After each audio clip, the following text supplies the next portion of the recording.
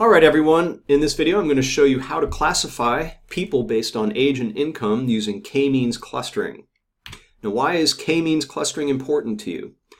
Well, we have supervised learning and unsupervised learning. Supervised learning is where you have input variables, say uppercase X, and an output variable Y, and you use an algorithm to learn the mapping function from input to output. But what if you don't have Y? In other words, unsupervised learning is where you only have input data X and no corresponding output variables. Okay, now this is where K-means clustering comes in, because you have an unsupervised learning situation. You want to discover the inherent groupings in data, such as grouping customers by purchasing behavior into K number of groups. Okay, let's take a look at some Python code and see how we can do such a classification, okay? So to start out with, we're going to fabricate 3 clusters of age versus income data for 100 people. And let's just skim through this code here.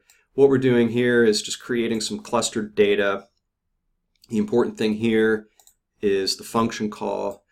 You have n number of data points that you want to create into k number of groups. And if you come down here to this line here, data equals create clustered data 100, 3, we're going to actually create these clustered data points for 3 separate groupings, okay?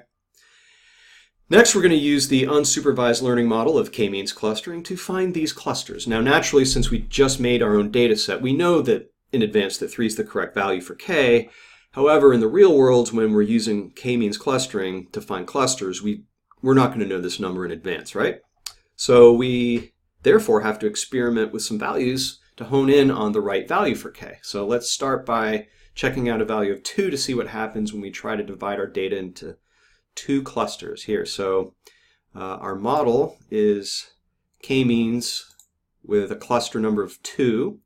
We're going to fit the model with scaled data, normalized data in other words. So we say model.fit scale of the data. And let's visualize these clusters. Now, since we used a cluster number value of 2, you can see we've got a purple set and a yellow set. So whereas the inherent groupings, you might just be able to visually right off the bat say, well, I see 3. According to our model, there's only 2. And it's this one here and this one here. So that's too low of a K value. But what if we use 4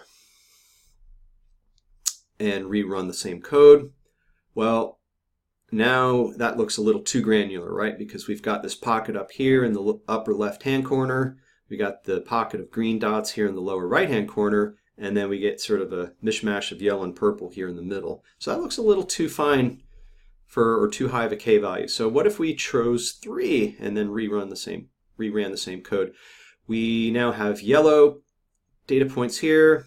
We got a cluster here of purple data points and some teal green data points down here in the lower right hand corner. So based on the visual correspondence of colors to clusters, it definitely appears that our K value of 3 is the winner here. Okay, and that is K-means clustering to do unsupervised learning. Hope you learned something here. Thank you for watching. That's about all, and I'll see you in the next video.